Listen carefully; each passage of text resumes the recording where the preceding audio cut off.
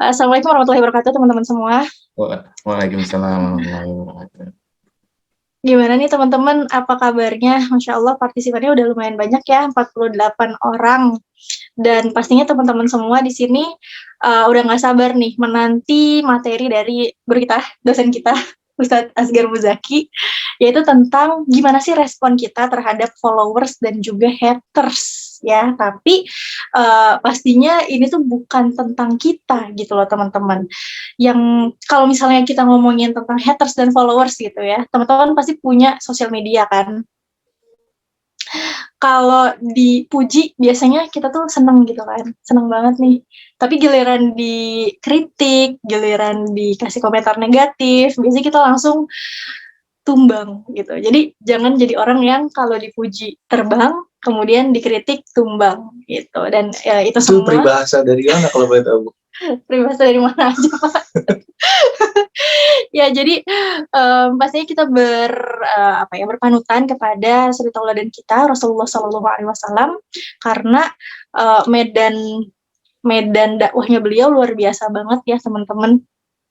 Tentang bukan cuma kritik-kritik pedas, tapi juga sikap-sikap yang tidak mengenakan gitu. Dan gimana sih caranya kita merespon itu semua? Karena kan respon itu ya yang akan dihisap sama Allah tentang bagaimana kita merespon sesuatu gitu. Kalau orang nge-hate kita itu kayak dia ya udah urusan dia sama Allah gitu. Tapi gimana respon kita terhadap yang nge-hate, nah itulah yang jadi urusan kita. Itu yang akan dihisap. Oke. Nah, kalau gitu langsung aja yuk kita dengarkan materinya, simak baik-baik teman-teman, boleh dicatat. Dan oh iya, buat teman-teman yang mungkin available nih buat open cam, silahkan ya. Tapi jangan lupa untuk tutup aurat dan juga soundnya tetap dimatikan ya teman-teman. Oke, silahkan Bapak Asgar Muzaki. Bismillahirrahmanirrahim. Assalamualaikum warahmatullahi wabarakatuh. Waalaikumsalam Alhamdulillah. warahmatullahi wabarakatuh.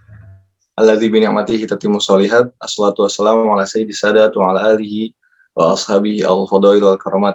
Alhamdulillah teman-teman semuanya, dari manapun afiliasinya gitu, lembaganya, dari manapun berada gitu ya, termasuk Adila nih. Adila mewakili apa sih Kak? Masuk dari prodi apa? Saya dari Universitas Kehidupan, Pak. Ya teman-teman semua, alhamdulillah di malam yang penuh berkah ini kita masih bisa salat dan salam telah kita haturkan kepada baginda besar Rasulullah SAW beserta keluarganya, sahabat-sahabatnya, dan orang-orang yang berpegang teguh pada sunnahnya. Insya Allah materi sharing, kita bahasanya sharing Bu ya. Sharing kita malam ini teman-teman tentang sikap Rasulullah terhadap followers dan haters. Ya, teman-teman sejatinya ya, kalau kita pengen bilang orang-orang yang mengikuti Rasulullah, terus kita menggunakan kata followers, yang artinya pengikut, pendukung, itu sebenarnya ada sesuatu yang hilang, ada sesuatu yang tereduksi. Karena sebagaimana kita tahu, yang mengikuti Rasulullah di zaman itu disebut dengan apa, Bu? Orang-orang yang ada di barisan Rasulullah, sholat di belakang beliau, perang sama beliau, namanya apa tuh? Sahabat. Sahabat. Ya, kalau kita pakai istilah follower, sejatinya kayak ada yang kurang gitu. Cuma karena kita sedang berusaha berbicara dengan zaman kita, ya zaman sekarang tuh kayak pengikut dibilangnya followers, ya apa teman-teman kita pakai istilah ini. Kenapa sahabat itu nggak sama kayak followers? Karena kalau followers boleh jadi di etape, di fase kehidupan dia, mungkin lagi mudanya, lagi masa matangnya, lagi masa tuanya, dia berpindah gitu. Tadinya dia fans Barca misalnya, tiba-tiba jadi Juventus. Tapi sahabat Rasulullah SAW, ya, mereka adalah orang yang beriman sama Rasulullah, bertemu dengan beliau, beriman dengan beliau, dan tetap dengan keadaan seperti itu, dengan keadaan beriman sampai dia ketemu ajalnya. Bertemu Rasulullah, mengimani beliau, dan meninggal dalam keadaan Islam. Inilah kenapa istilah followers sejatinya kurang tepat untuk menggantikan kata sahabat.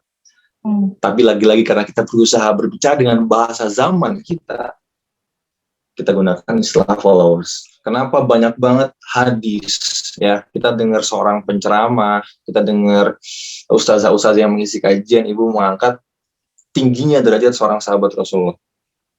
Karena memang nggak sama gitu followernya Rasulullah hari ini sama followernya Rasulullah zaman dulu. Hari ini ibu kita ya bukan berusaha, Kita remah-remah rengginang. kita remah-remah rengginang. Bukan remahan lagi, Bu. Apa yang lebih dari remah-remah? Butiran tikus yang aduk kali. Butiran tikus, sedotan ale-ale. Oh, ya udah apa itu. Intinya kita kecil banget ya dibandingkan daripada para sahabat. Jadi teman-teman memang Rasulullah. nggak sama gitu perjuangan kita sama orang-orang yang dulu perang di belakang Rasulullah.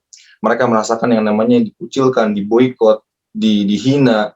Mereka hijrah keluar dari kampung halaman mereka, ya, dan kemudian perang lagi. Tentunya nggak sama perjuangan kita hari ini yang sholat tinggal sholat, puasa tinggal puasa, pergi haji bisa pulang pergi berkali-kali gitu, Bu ya. Naik pesawat lagi. Naik pesawat dengan segala kenyamanan yang ada di situ kan. Makanya teman-teman, Udah gitu masih dikomplain lagi. Makanannya nggak enak gitu. Aduh. Gimana ini? ada sebuah gravitasi dari kata sahabat gitu, Bu. Ya. Kalau kita analogikan pohon, yang para sahabat itu akar primordialnya, akar yang menjadi pondasi itu semua. Mungkin para khalifah itu yang menjadi batangnya, yang melakukan ekspansi, yang meluaskan kejayaan Islam.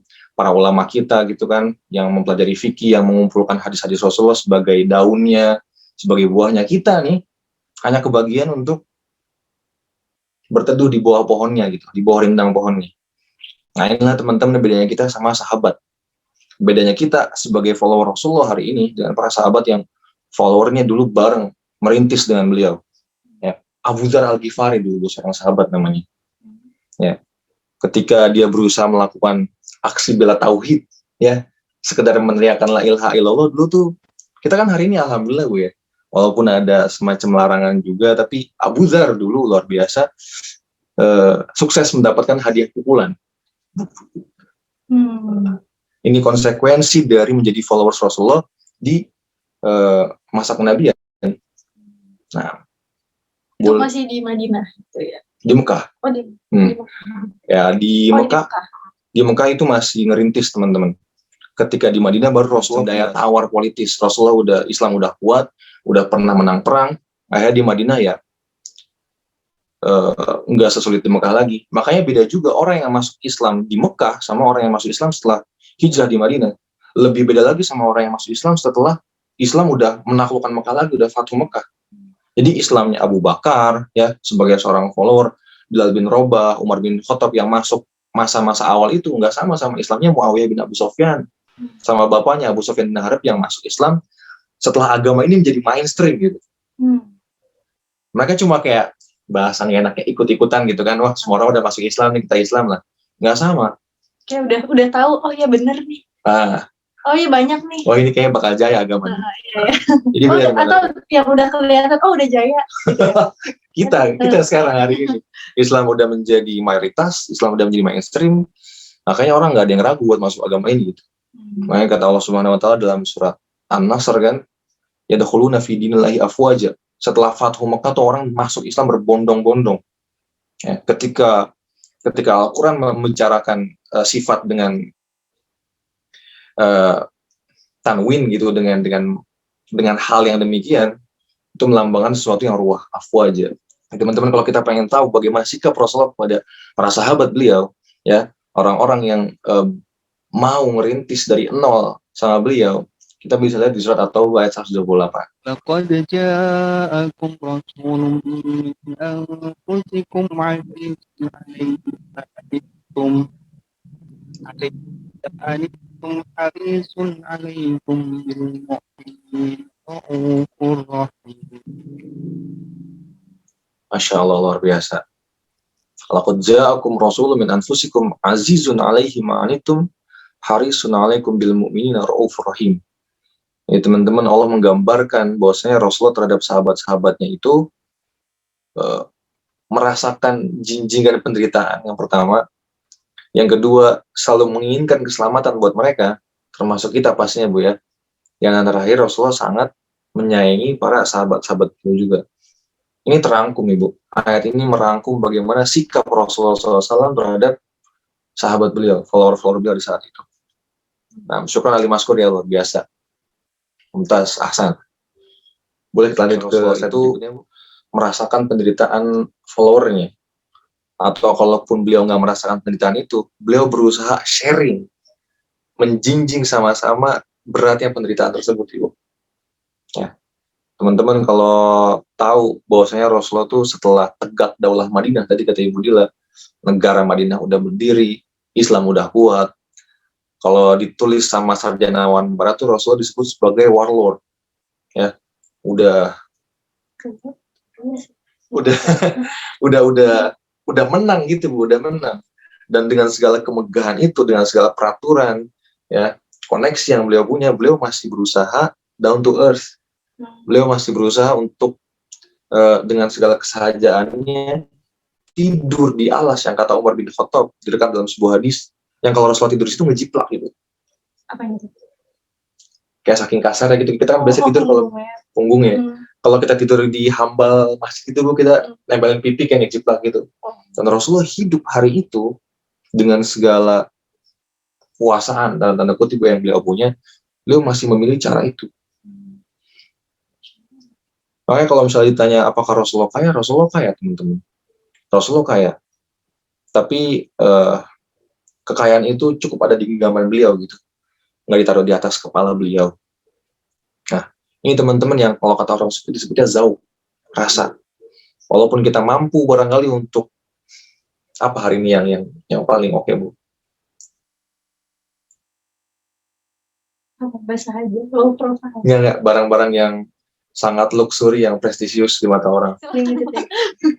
Kita hari ini bisa beli motor 25. Ya Bu. Dalam agama, selama itu uang kita halal kita dapat, maka sah-sah aja kita beli motor itu gitu Bu. Tapi zauq yang kata orang sufi ini, rasa, dan Rasulullah menerapkan itu adalah ketika kita bisa berpikir kira-kira kalau saya memboyong motor R25 ini dengan segala prestisius yang dimilikinya gitu ya, ada nggak tangga kita yang merasa sekedar bukan iri hati Bu ya, teriris gitu hatinya di tengah kesusahan dia beli barang yang luar biasa mewah. Ini teman-teman.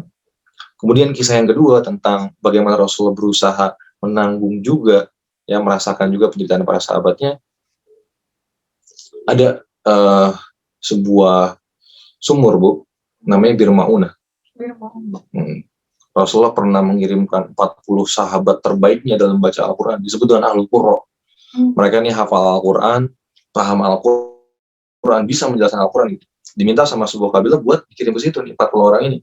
Rasulullah kan yang namanya pengen menyebarkan Islam Bu ya, punya misi untuk mendakwahkan Islam kemanapun. Seneng banget. Akhirnya dikirimlah 4 orang tersebut. Tapi yang terjadi apa? Bahasanya hari itu dibegal teman-teman. Dibegal di tengah jalan, 40-nya terbunuh, 1 orang berhasil lari, itu pun sekarat Ibu. Maka setelah Rasulullah tahu kejadian ini, teman-teman tahu doa qunut nazilah nggak?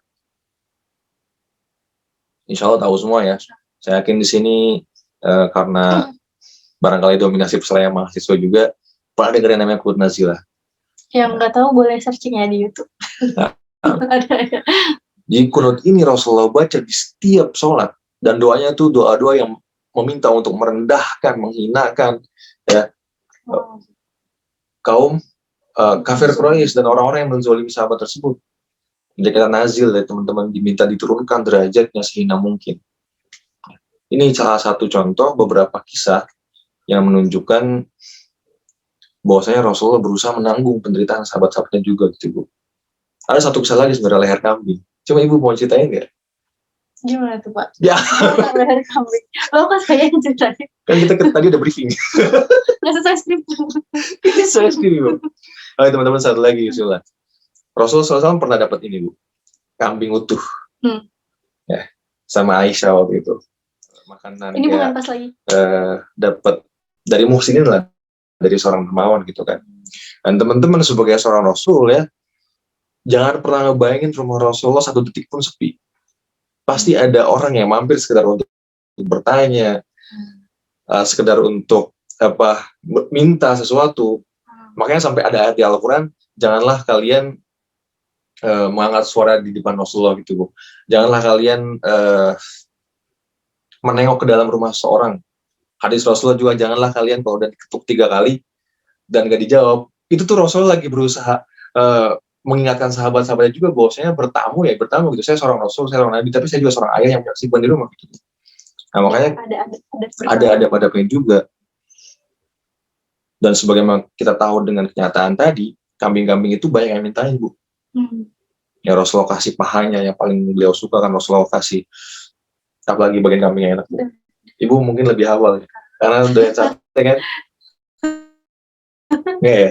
Ibu doyannya kroffel kayaknya. Ya Allah. Akhirnya tersilah kayak leher kambingnya.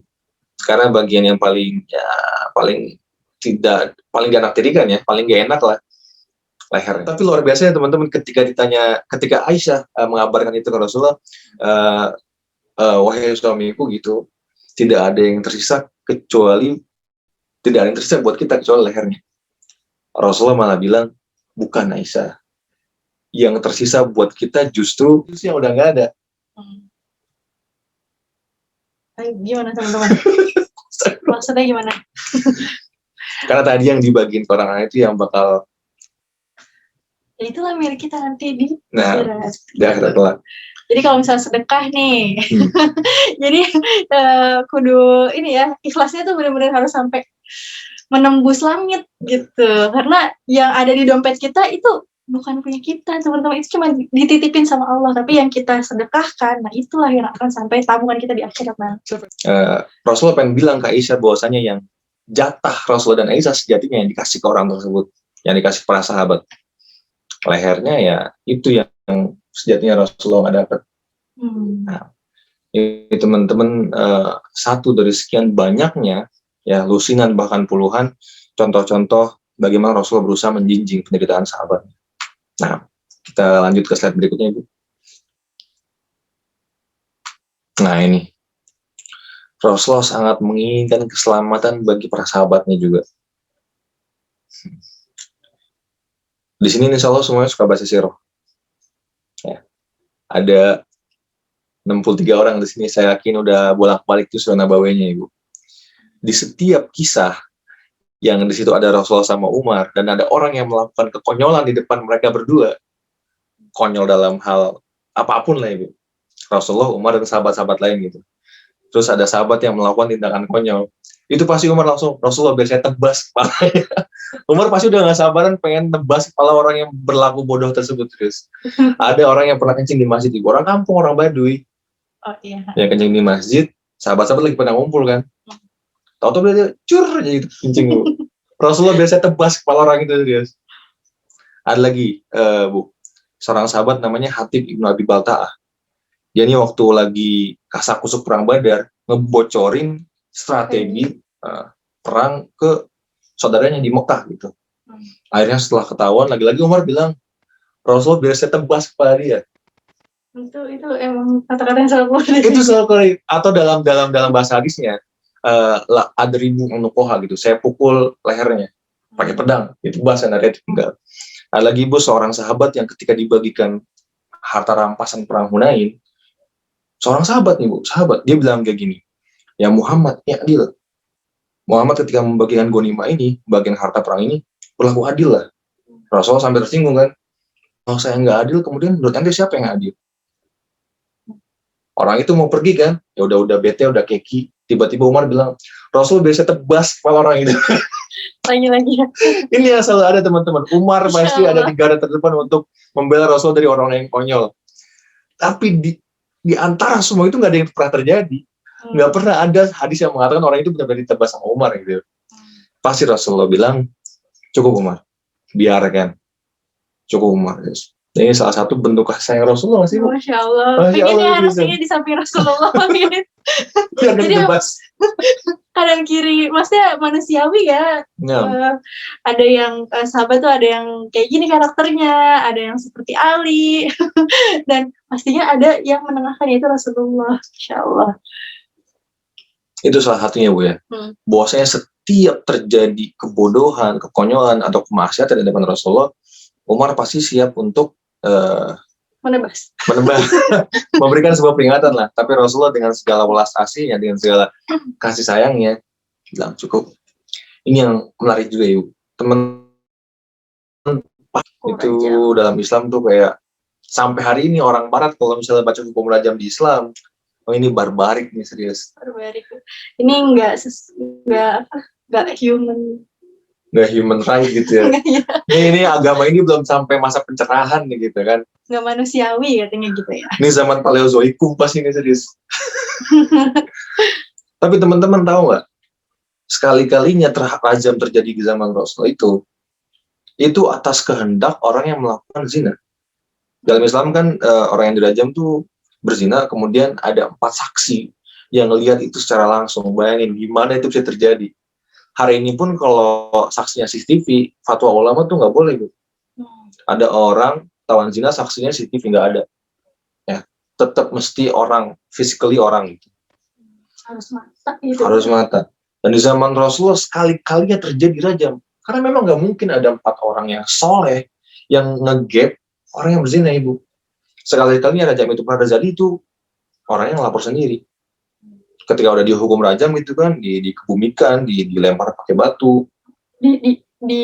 Dipendam maksudnya. Dipendam. Ya? Badannya dipendam, jadi sisa kepalanya doang itu teman-teman. Kalau dirajam. Terus ditimpukkan pakai batu sampai dilempar. Sampai dia kesakitan. Sampai meninggal. Belum, Bu, belum meninggal. Tapi maksudnya hukumnya itu sampai meninggal gitu ya? Mestinya dirajam itu sampai meninggal. Di tengah-tengah prosesi rajam itu orangnya ini berusaha kabur. Dan berhasil luar biasa.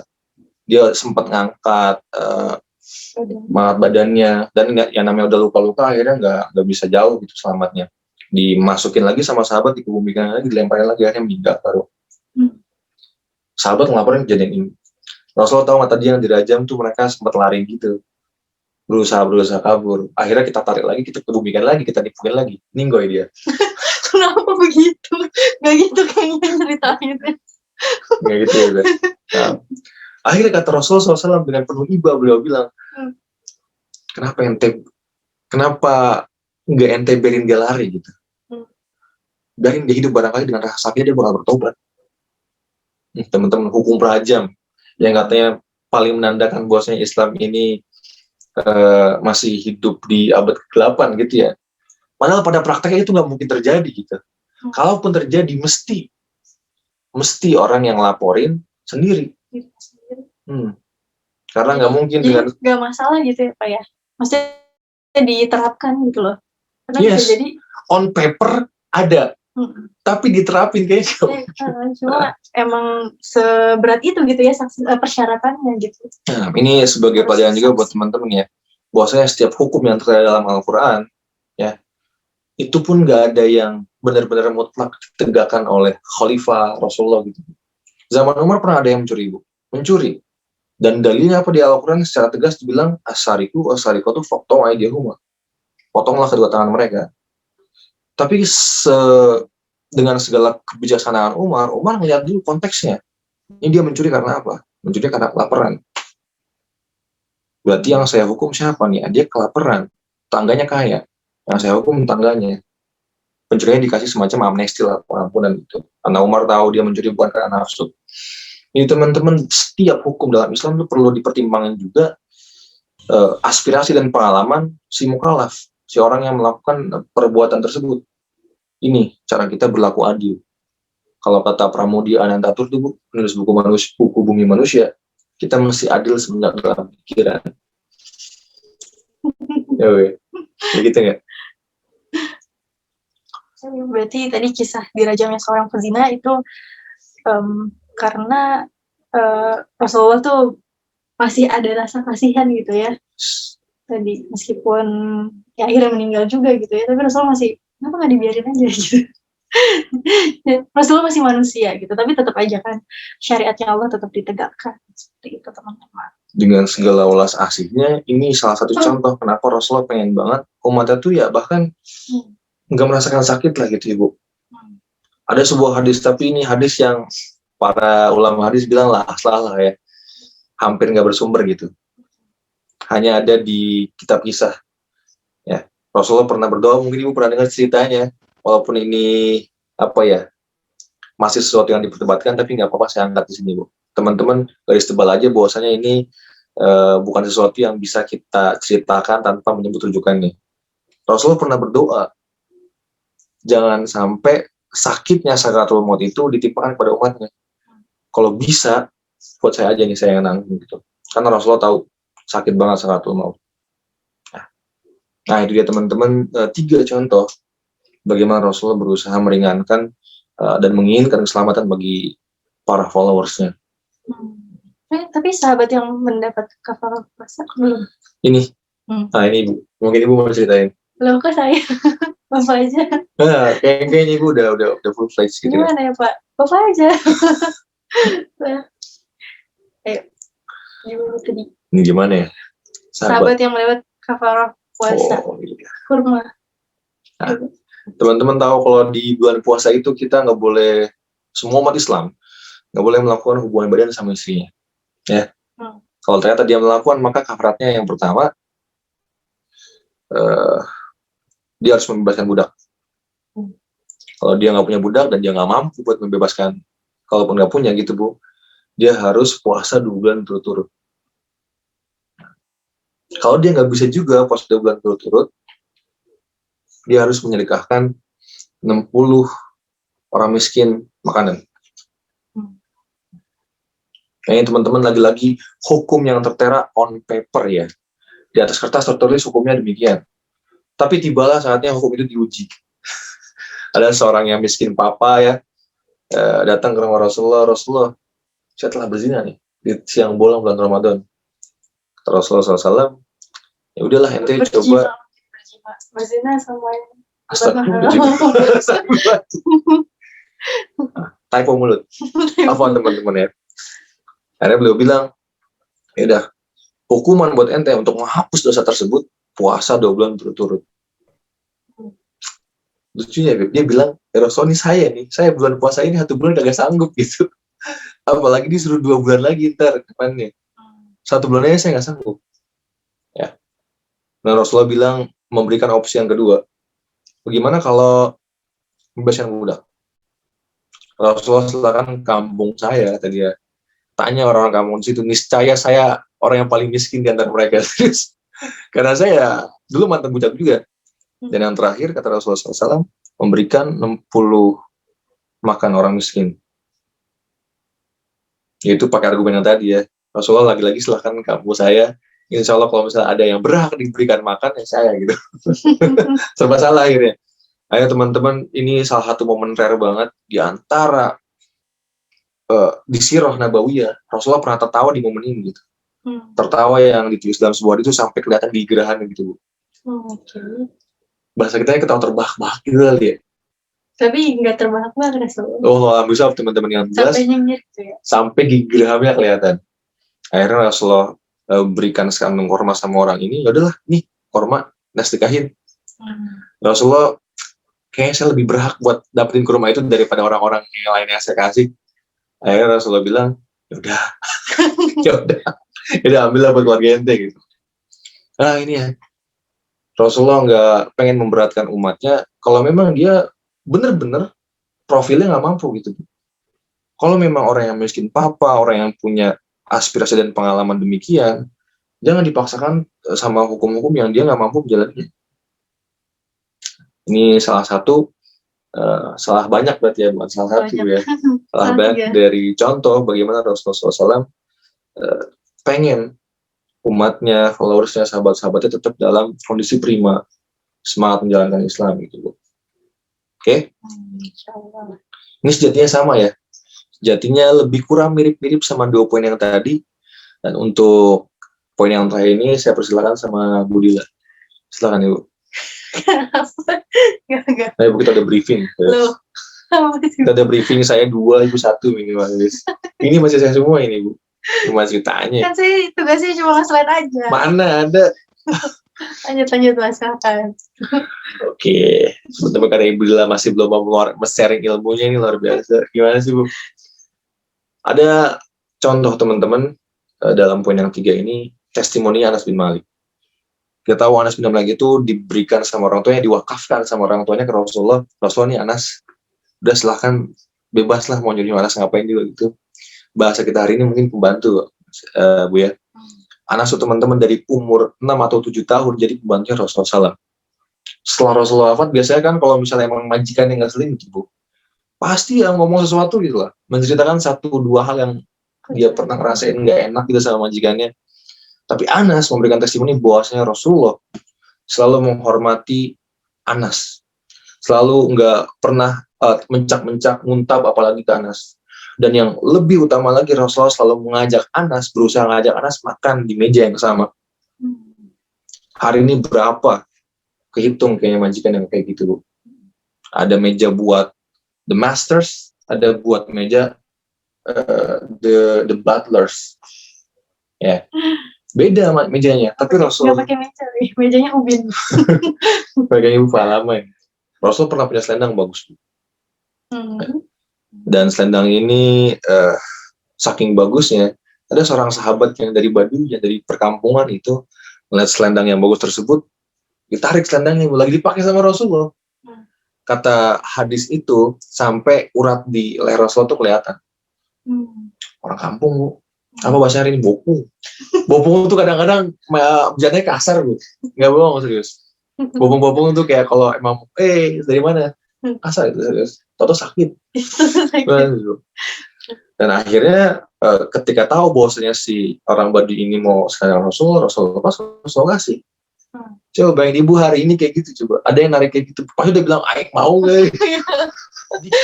Sedikit contoh sikap Rasulullah pada followersnya.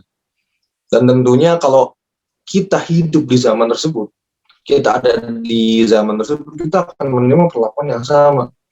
Tapi jangan sekali-kali kita berharap nggak bersyukur gitu ya, andai gue hidup hari itu. Gitu. Teman-teman tadi ingat gravitasi kata sahabat. Bagaimana perjuangan orang-orang hari itu yang mendapatkan kemuliaan ini, ya berperang, dikucilkan, hijrah. Maka saking Rasulullah menghargai mereka, Ibu. Rasulullah pernah bilang suatu hadis yang bunyinya, la tasubbu ashabi. Jangan sekali-kali menghina para sahabat saya. Walau anna minkum anfaqu mithla uhudin jabalan. Ya, walaupun di antara kalian nih, orang-orang yang datang setelah mereka, yang bukan sahabat gitu, menginfakkan emas sebanyak gunung Uhud, itu tidak akan sama dengan sedekah mereka yang cuma 1 mud, 1 mangkok tuh. Ibu tahu mangkok bakso itu 1 mud. Karena lagi-lagi tadi beda gravitasi kontribusi mereka gitu, berapa luar biasa beratnya. Baik. Dan teman-teman semua barangkali pernah dengar tuh hadis yang bilang bahwasanya sebaik-baik umatku adalah sahabat gitu kan. Nah itu juga betul. Tapi jangan sekali-kali setelah kita baca hadis itu kita menyimpulkan para sahabat maksum, para sahabat nggak pernah salah. Ini teman-teman setelah kita lihat poin-poin ini ya, teman-teman tahu bahwasanya sahabat itu adalah manusia. Yang mereka bisa salah, yang mereka bahkan bisa berdosa. Untuk itulah Rasulullah di tengah-tengah mereka. Untuk menasihati, untuk mengomeli bahkan sekali-kali, dan mungkin juga untuk menghukum mereka. Jadi zaman Rasulullah itu bukan berarti para sahabatnya balatun thayyibatun warabun ghafur, betul ya. Itu sangat, Daulah Madinah itu yang tanah yang gemah ripah hojinawi. Apa ini, Pak? Bagus, dinaungi sama rahmat Allah, rakyatnya sejahtera, kemudian sopan-sopan, luhur-luhur. Tapi bukan berarti tidak ada maksiat saat itu. Inilah kenapa tadi yang kita baca ada sahabat-sahabat yang diomelin Rasulullah, ditegur. Rasulullah kadang-kadang menangis karena perbuatan sahabat. Ya, ini yang perlu sama-sama kita luruskan sedikit. Baik, sampai di followers dulu mungkin teman-teman ada yang mau bertanya. Karena kalau emang nggak keburu nanti yang hatersnya, kita bisa lanjut ke pertemuan selanjutnya barangkali. Bisa gitu. Kajian part 2. Ya, teman-teman bisa kita buat berseri. Iya, berseri. Mungkin buat teman-teman ada yang mau tanya di bagian followers nih. Masya Allah banget ya. Jadi Rasulullah itu nggak cuma mengasihani para sahabat gitu ya, tapi juga mengomeli gitu. Mengomeli karena apa? Karena ya kasihan juga gitu kalau nggak diomelin tetap maksiat, jadinya ya nanti sengsara hidupnya dunia akhirat gitu. Ibarat dokter yang memberi resep ya Bu ya. Iya betul. Kadang obat itu pahit tapi sehat. Tapi menyembuhkan. Menyembuhkan. Saya jadi ingat teman-teman dulu saya punya pengalaman di Rejang ya. Bapak nggak mau minum obat ya, Pak? Nggak bisa minum obat tablet pasti ya? Ya, jadi alhamdulillah itu di Rejang sama ibu saya kan, dipaksa buat minum obat, tapi alhamdulillah sembuh. Kita mungkin nggak suka prosesnya, kita mungkin nggak suka caranya, tapi itu bermanfaat buat kita. Sama lah kayak cara Rasulullah yang kadang-kadang keras untuk mengingatkan para sahabat. Ada hukum rajam, ada hukum potong tangan katanya kan. Tapi itu on paper. Ketika mempraktekannya, mengejawantahkan hukum tersebut, betapa penuh welas asihnya, betapa penuh rahmatan lil alaminnya.